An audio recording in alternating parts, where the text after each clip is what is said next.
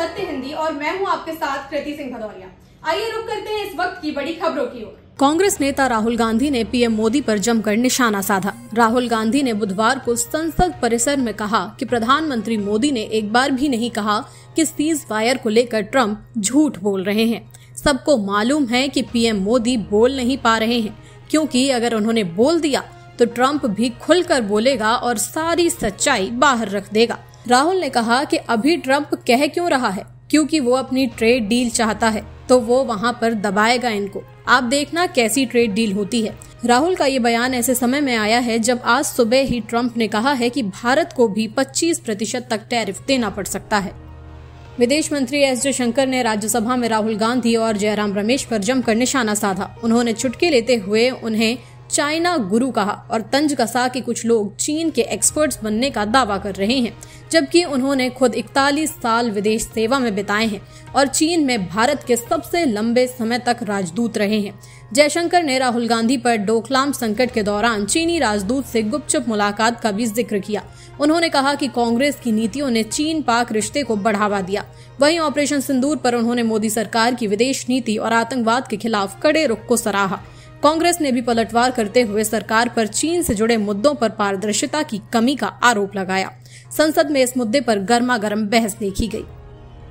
कांग्रेस नेता प्रियंका गांधी वाड्रा ने प्रधानमंत्री मोदी और अमेरिकी राष्ट्रपति डोनाल्ड ट्रंप की बातचीत को लेकर विदेश मंत्री एस जयशंकर के बयान पर सवाल उठाए हैं। संसद के बाहर मीडिया से बात करते हुए प्रियंका ने कहा, विदेश मंत्री गोलमोल जवाब दे रहे हैं। अगर हिम्मत है तो साफ कहें कि ट्रंप झूठ बोल रहे हैं। दरअसल एस जयशंकर ने राज्यसभा में कहा कि 22 अप्रैल से 16 जून तक पीएम मोदी और ट्रंप के बीच कोई फोन कॉल नहीं हुई। इस बयान पर कांग्रेस ने तुरंत पलटवार किया और सरकार पर सच्चाई छुपाने का आरोप लगाया। प्रियंका का कहना था कि मोदी और जयशंकर जो शब्द इस्तेमाल कर रहे हैं वो साफ साफ नहीं बताते कि असली बात क्या है। इससे मामला और उलझता नजर आ रहा है। इलाहाबाद हाईकोर्ट के जज यशवंत वर्मा एक बड़े विवाद में फंस गए हैं। उनके दिल्ली स्थित सरकारी बंगले में आग लगने के बाद भारी मात्रा में आधी जली नकद मिली थी। अब सुप्रीम कोर्ट ने जस्टिस वर्मा की उस याचिका पर फटकार लगाई है जिसमें उन्होंने इन हाउस जांच और महाभियोग की सिफारिश को चुनौती दी थी। कोर्ट ने कहा कि याचिका गलत तरीके से दायर की गई और इसे ठीक से पेश किया जाए। इस मामले में संसद में भी हलचल है। 145 सांसदों ने लोकसभा में और 50 से ज्यादा राज्यसभा सांसदों ने उनके खिलाफ महाअभियोग की भी मांग की है। अगर प्रक्रिया पूरी होती है तो ये भारत में पहली बार होगा जब किसी जज को महाअभियोग के जरिए हटाया जाएगा। मामला देश भर में बहस का मुद्दा बन गया है। वर्ल्ड चैंपियनशिप ऑफ लीजेंड्स 2025 में भारत और पाकिस्तान के बीच सेमीफाइनल मैच से पहला बड़ा बवाल हो गया है। टूर्नामेंट के मुख्य स्पॉन्सर ईज माई ट्रिप ने मैच से अपना समर्थन वापस ले लिया है। कंपनी के सह संस्थापक निशांत पिट्टी ने कहा कि आतंकवाद और क्रिकेट साथ नहीं चल सकते, पहले देश फिर बिजनेस। शिखर धवन समेत कई भारतीय खिलाड़ियों ने पहले ही पाकिस्तान के खिलाफ खेलने से मना कर दिया था। अब मैच का भविष्य अधर में लटका हुआ है।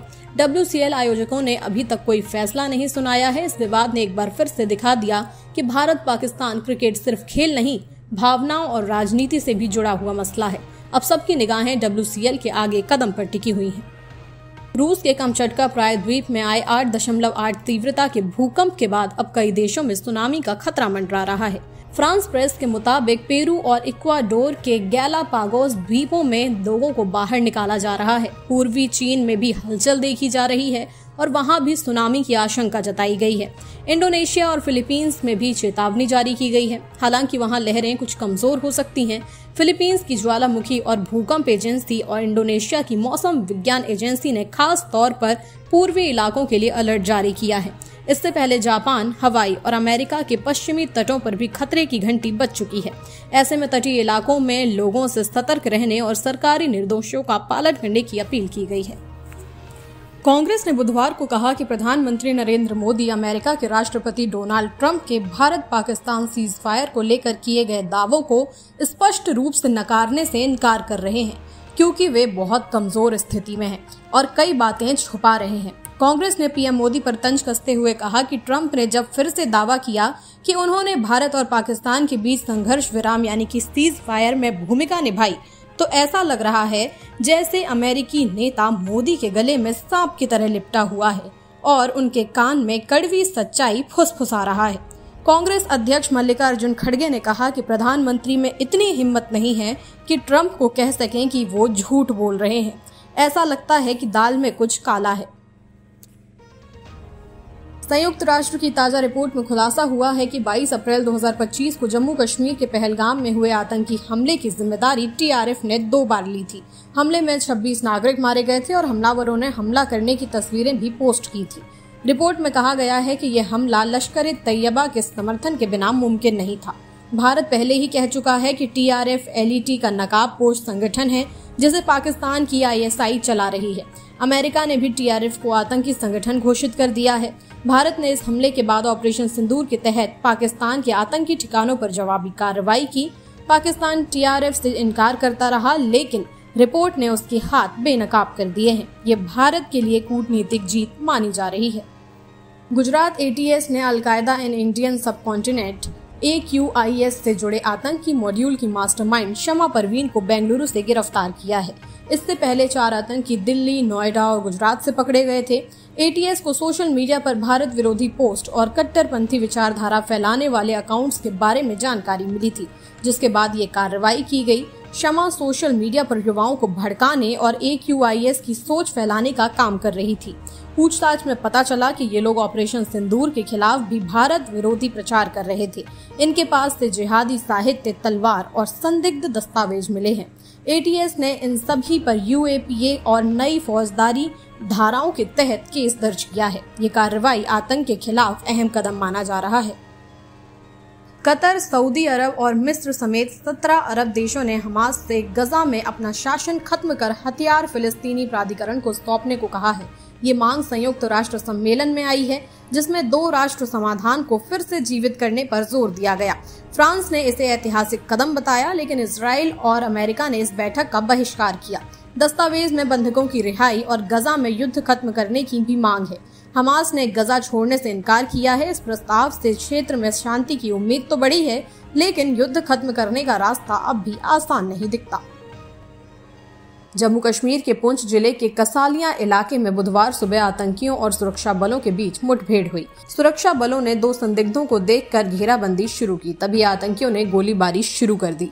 जवाबी फायरिंग में 2 आतंकी मारे गए। इलाके में तलाशी अभियान जारी है। सेना ने बताया कि ये मुठभेड़ LOC के पास हुई। पहलगाम आतंकी हमले के बाद से सेना हाई अलर्ट पर है। उस हमले में 26 लोगों की जान गई थी। फिलहाल मारे गए आतंकियों की पहचान नहीं हुई है। पुंछ, राजौरी जैसे इलाकों में हाल के महीनों में आतंकी गतिविधियां बढ़ी हैं। सेना अब ड्रोन और स्निफर डॉग्स की मदद से इलाके को खंगाल रही है। अधिकारियों का कहना है कि किसी भी कीमत पर आतंकियों को पनपने नहीं दिया जाएगा। अभिनेता प्रकाश राज 30 जुलाई को हैदराबाद में ईडी के सामने ऑनलाइन सट्टेबाजी मामले में पेश हुए। इस मामले में राणा दग्गुबाती, विजय देवरकोंडा और मंचू लक्ष्मी समेत 29 हस्तियों पर आरोप है कि उन्होंने अवैध सट्टेबाजी ऐप्स जैसे जंगल रमी, जीतविन और लोटस 365 का प्रचार किया। पुलिस ने मार्च 2025 में FIR दर्ज की थी। प्रकाश राज ने बताया कि उन्होंने 2017 के बाद ऐसा कोई प्रचार नहीं किया। ईडी मनी लॉन्ड्रिंग की जांच कर रहा है और इसके वित्तीय लेन देन व प्रचार अनुबंधों की छानबीन कर रहा है। बाकी अभिनेताओं को भी अलग अलग तारीखों पर पेश होने के लिए कहा गया है। मामले में आगे की कार्रवाई की संभावना है। फिलहाल के लिए इतना ही। देश दुनिया की तमाम खबरों के लिए आप देखते रहिए सत्य हिंदी।